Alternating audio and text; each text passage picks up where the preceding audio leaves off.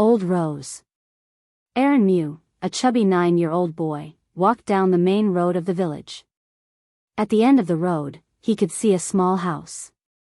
The door was rickety, and a withered tree stood in front of it. The small house, rectangular in shape, had a chimney on top. The front steps were made of old, shaky wood, and an old doormat welcomed visitors. Aaron reached the front of the house, where a faint, pleasant smell greeted him. That scent was the reason he had come to this house. He knocked lightly on the door, and after a moment, Grandma Rose came out to greet him. She was very old, around 80 years, but her face was kind. She smiled at Aaron and said, "You came at the perfect time. Come on in. I just finished baking." Aaron looked into the kitchen and saw a large plate piled high with freshly baked, fragrant cookies. Rose asked, "They look delicious, don't they? How about a cold drink to go with them? That would make it a complete treat." She brought the cookies and drink to the boy and then sat down in her favorite chair. Aaron ate the food on the plate with great delight. When the plate was empty, he glanced at the kitchen, longing for what was left on the plate. As Rose watched the boy, she began a conversation. "What did you learn in school today?" Aaron responded softly, looking around awkwardly, "A lot of different subjects." Rose then asked him, "Would you read your schoolbook to me? My eyes aren't what they used to be, and I can't read on my own anymore." Aaron opened the book and started reading to her. Rose watched Aaron's movements intently, thinking to herself how nice it was to have a young child sitting close by. Aaron had been coming here for about 2 months since the day she sat outside and saw him walking by.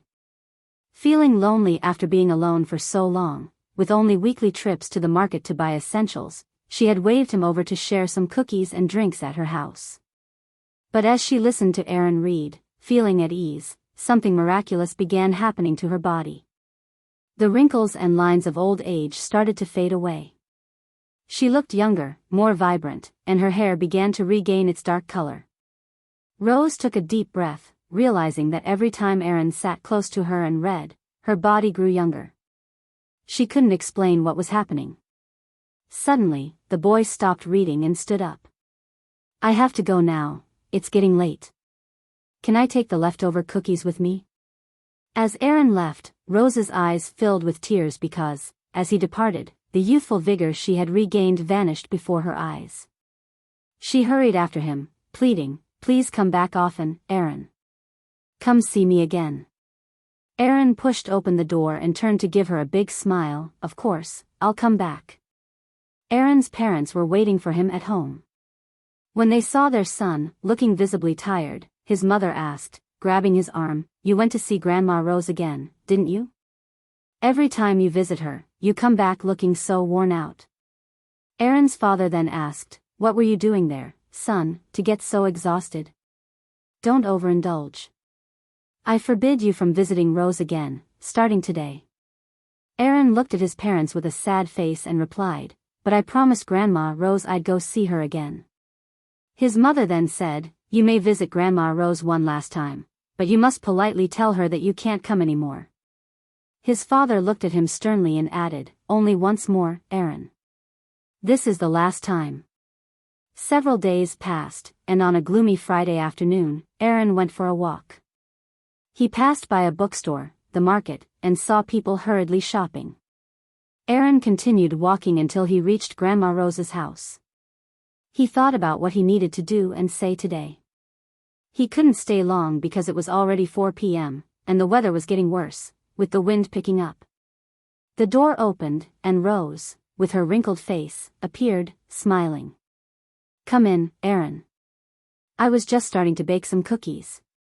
I'm so glad you came because I feel younger every time you visit. I didn't know you were coming today, or I would have had some cookies ready to give you." She looked at the little boy, thinking to herself that if she could become a child again, life would be better than it is now. The pain, weakness, and wrinkles would all disappear, and everything dull and shabby would vanish from her life. She smiled and gently asked the boy, "Would you read to me? I have a book, but I can't read it. Could you help me?" Aaron took a deep breath and replied, "Grandma Rose, my parents told me that from now on, I can't come to see you anymore." The old woman froze, and everything around her seemed to spin and darken.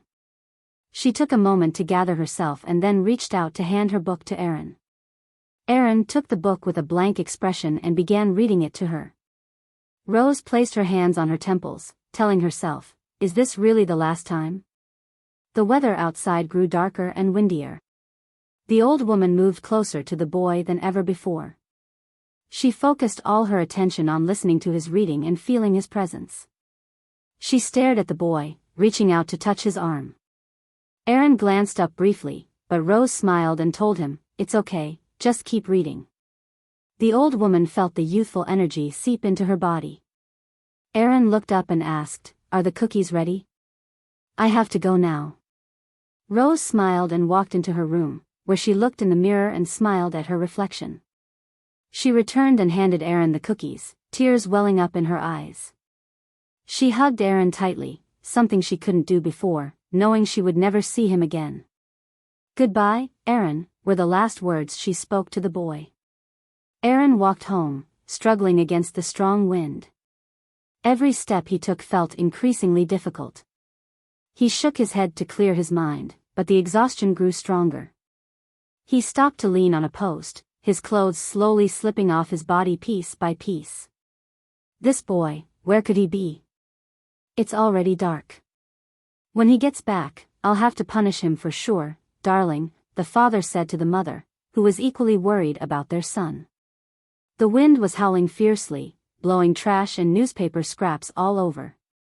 Then, they both heard a faint, repetitive sound at the door. The father quickly ran to the door and opened it.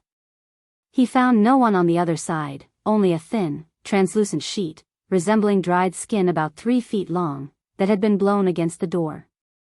He grabbed it, but the wind soon snatched it from his hand. He watched as it floated away into the air and disappeared. Closing the door, he walked back to his wife and said, "It's nothing, darling, just the wind."